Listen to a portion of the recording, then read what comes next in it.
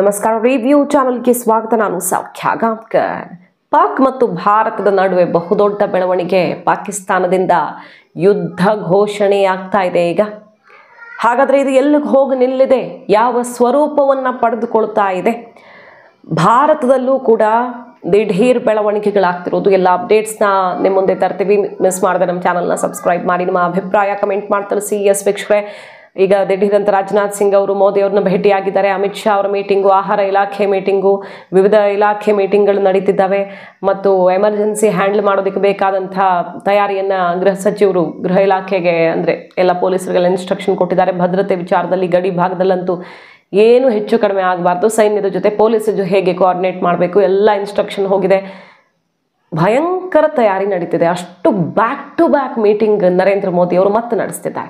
ಮೊನ್ನೆ ಸಿಂಧೂರ ಆಪರೇಷನ್ ನಡೆಸೋವಾಗ ಇದೇ ಥರ ಬ್ಯಾಕ್ ಟು ಬ್ಯಾಕ್ ಮೀಟಿಂಗ್ ಆಯಿತು. ಅದಾದ ಬಳಿಕ ಮಾಹಿತಿ ಪಡ್ಕೊಳ್ಳೋದು ಅದೆಲ್ಲ ಸಹಜವಾಗಿ 2 ದಿನದಿಂದ ನಡೀತಿತ್ತು. ಬಟ್ ಈಗ ಇವತ್ತು ನಡೀತಿರೋ ಮೀಟಿಂಗ್ ಇದೆಯಲ್ಲ, ಇದೇನೋ ಭಯಂಕರ ಹಂತಕ್ಕೆ ಹೋಗುತ್ತೆ ಅನ್ನುವಂಥ ಸುಳಿವನ್ನು ಕೊಡ್ತಿರುವ ಬೆಳವಣಿಗೆ. ಇದರ ನಡುವೆ ಪಾಕಿಸ್ತಾನದಿಂದ ಅಧಿಕೃತವಾಗಿ ನೋಡಿ ಘೋಷಣೆಯಾಗೇ ಬಿಟ್ಟಿದೆ.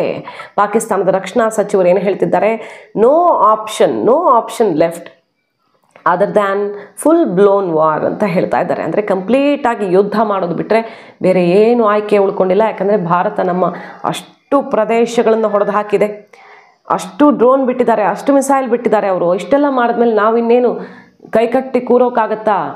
ಯುದ್ಧ ಮಾಡೋದು ಬಿಟ್ಟರೆ, ಸಂಪೂರ್ಣ ಯುದ್ಧವನ್ನು ಭಾರತದ ಮೇಲೆ ಸಾರೋದು ಬಿಟ್ಟರೆ ಬೇರೆ ಯಾವುದೇ ಆಪ್ಷನ್ ಉಳ್ಕೊಂಡಿಲ್ಲ ಅನ್ನುವಂಥ ಘೋಷಣೆಯನ್ನು ಖ್ವಾಜಾ ಆಸಿಫ್ ಹೇಳ್ತಾ ಇರೋದು. ಈಗ ಬರೀ ಖ್ವಾಜಾ ಆಸಿಫ್ ಮಾತ್ರ ಅಲ್ಲ, ಆತ ಹುಚ್ಚ ಹೇಳಿಕೆಗಳಿಂದ ಕಳೆದ 1 ವಾರದಿಂದ ಸಿಕ್ಕಾಪಟ್ಟೆ ಟ್ರೋಲಲ್ಲಿರೋದು ಬಿಟ್ಟಾಕಿ. ಆದರೆ ರಕ್ಷಣಾ ಇಲಾಖೆಯ ವಕ್ತಾರ ಕೂಡ ಇದನ್ನು ಘೋಷಣೆ ಮಾಡಿರೋದು.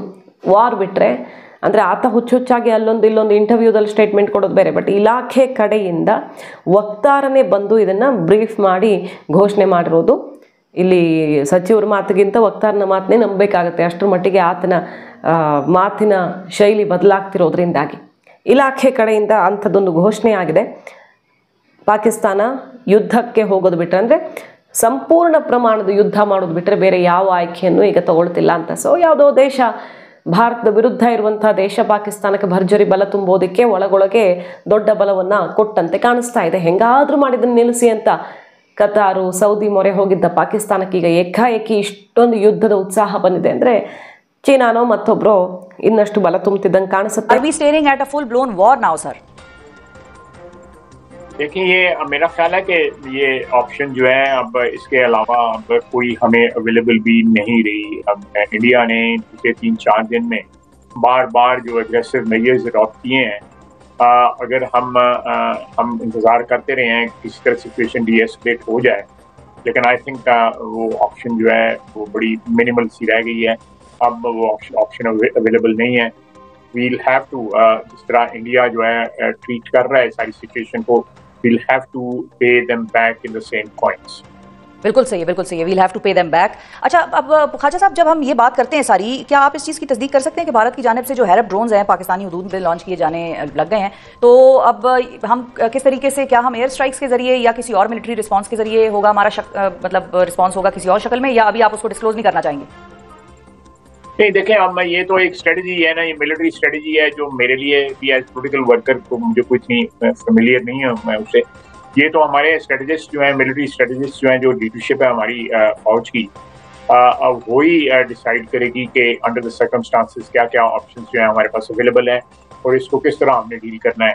लेकिन ये ऑप्शन बिल्कुल अब ओपन है कि वी हैव टू, जो डी एस्केलेशन की हम कोशिशें कर रहे थे, वो कोशिशें जो है वो एग्जॉस्ट हो गई हैं और उनका हमें कोई नतीजा नहीं.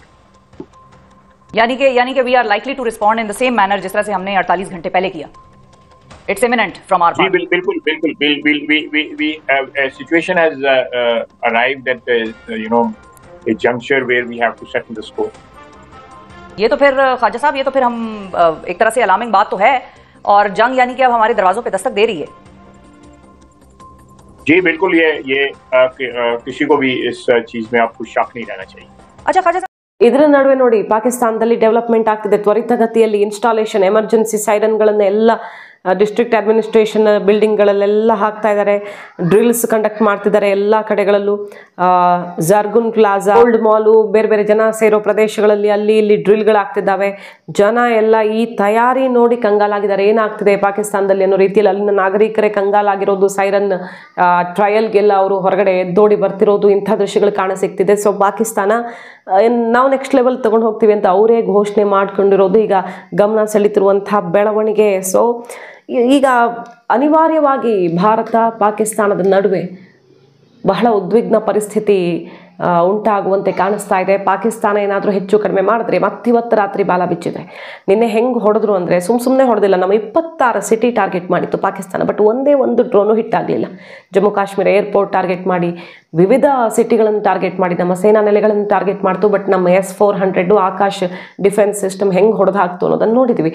ಒಂದೇ ಒಂದು ಡ್ರೋನು ಕೂಡ ಹಿಟ್ ಮಾಡೋದಕ್ಕಾಗಲಿಲ್ಲ. ಬಟ್ ನಮ್ಮವರು ಹೋಗಿ ವಿಧ್ವಂಸ ಮಾಡಿ ಹಾಕಿದ್ದಾರೆ ಎಲ್ಲ ಸಿಟಿಗಳಲ್ಲಿ. ಅದಕ್ಕೆ ದೃಶ್ಯನೂ ಕೂಡ ಕ್ಲಾರಿಟಿ ಕೊಡ್ತಿದೆ. ಇವತ್ತು ಸೇನೆಯಿಂದನೇ ಅದಕ್ಕೆ ಕ್ಲಾರಿಟಿ ಸಿಕ್ತು. ಮೀಡಿಯಾದವ್ರು ಏನೋ ಫೇಕ್ ನ್ಯೂಸ್ ಹರಡ್ತಿದ್ದಾರೆ ಅಂತ ನೀವು ಅಂದ್ಕೊಳ್ತಾ ಇದ್ರೆ, ಇವತ್ತು ಸೇನೆ ಅಧಿಕಾರಿಗಳೇ ಬಂದು ನಾವು ಎಷ್ಟು ಹೊಡೆದಿದ್ದೀವಿ, ಅವರ air defence system 7-8 air defence ಸಿಸ್ಟಮನ್ನು ಕೊಲ್ಯಾಪ್ಸ್ ಮಾಡಿರೋದ್ರಿಂದ ಹಿಡಿದು ಎಲ್ಲ ಡೀಟೇಲ್ಸ್ ಕೊಟ್ಟಿದ್ದಾರೆ, ಡ್ರೋನ್ ಅಟ್ಯಾಕ್ ಹೆಂಗಾಗಿದೆ ಅಂತ. ಅದನ್ನು ಖ್ವಾಜಾ ಆಸಿಫೆ ಒಪ್ಕೊಂಡಿರೋದು ಪಾರ್ಲಿಮೆಂಟಲ್ಲೇ.